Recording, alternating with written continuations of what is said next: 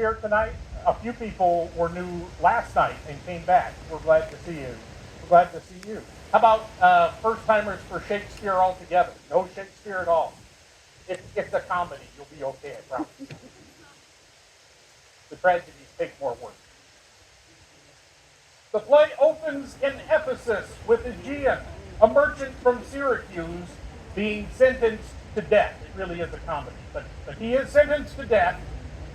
If any Syracusan born come to the Bay of Ephesus, he dies.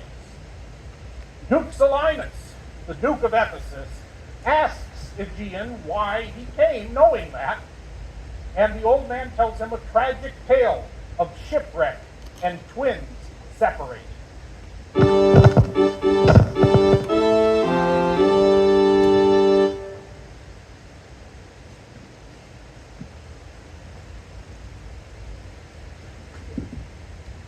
Proceed, Silenus, to procure my fall, and by the tomb of death I woes and all. Merchant of Syracuse, plead no. I am not partial to British laws. The enmity and discord which of late sprung from the rancorous outrage of your Duke to merchants, our well-dealing countrymen, who wanting guilders to redeem their lives, have sealed his rigorous statutes with their bloods, excludes all pity from our threatening looks. For since the mortal and intestine jars twixt thy seditious countrymen and us, it hath in solemn synods been decreed, both by the Syracusans and ourselves, to admit no traffic to our adverse towns, nay more. If any born at Ephesus be seen at any Syracusan marts and fairs, again, if any Syracusan born come to the Bay of Ephesus, he dies. His goods confiscate to the Duke's dispose, unless 1,000 marks be levied, to quit the penalty and to ransom him. Thy substance, valued at the highest rate, cannot amount unto 100 marks. Therefore, by law, thou art condemned to die. Yet this is my comfort. When your words end, my woes end likewise, like the evening sun.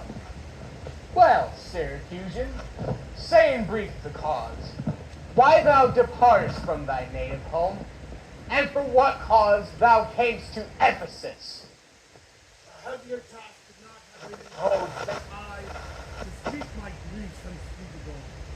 Yet, that the world may witness that my end was wrought by nature, not by vile offense, I utter what my sorrows give me leave. In Syracuse was I born and wed, unto a woman, happy for me, and by me had not her hap been had.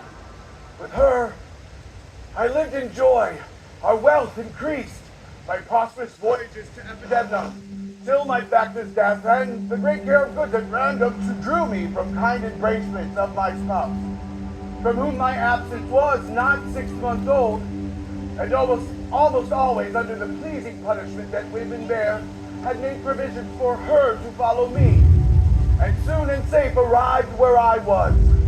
There, she had not been long, but she became the joyful mother to 2 goodly sons, and, which was strange, the one was so like the other that they could not be distinguished, but by names. And that very hour, and in the same self-made inn, a meaner woman was delivered of such a burden. Pale twins, both alike. Those, for their parents were exceedingly poor, I bought and brought up to attend to my sons. My wife, not meanly proud of 2 such boys, made daily provisions for our return home. And soon and safe, I willingly agreed. We came aboard. A league from Epidemnum we had sailed. The almost always wind-obeying deep gave any tragic instance of our harm. But alas, this was not the case. For what obscured light that the heavens did grant, but did convey to our fearful minds the undoubted warrant of immediate death, though which for but the incessant weepings of my wife, the weeping for what she knows must come, and the piteous pleadings of those pretty babes. My wife, more careful for the latter born, hath fastened them unto a small spare staff, while I was heedful to the other. When we encountered a mighty rock, and the helpless ship was split in the midst, and for us that unjust divorce, what to delight in, and what to sorrow for. And for the sake of them thou sorrowest for, do me the favor to delay it whole. What hath befallen of them indeed till now? My youngest son kept my eldest years. At 18, became inquisitive of his brother, and in opportunity to take his attendant in search with him, and coasting through the bounds of Asia, and heading homeward towards Ephesus. But thus ends the story of my life. How I would have gladly died if they had but lived.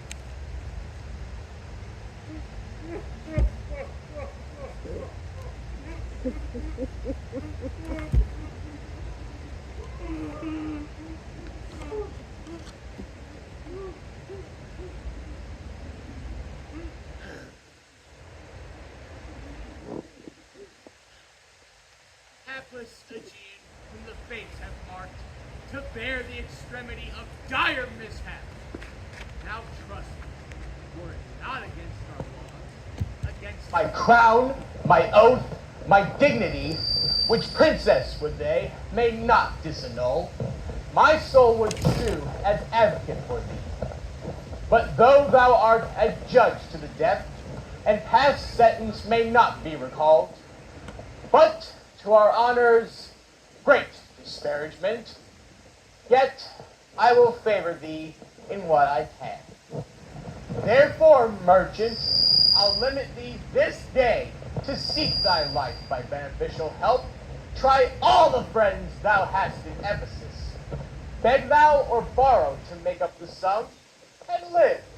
If no, then thou art doomed to die. Jailer, take it to thy custody. I will, my lord. Hopeless and helpless doth Aegean wend, to procrastinate a lifeless end.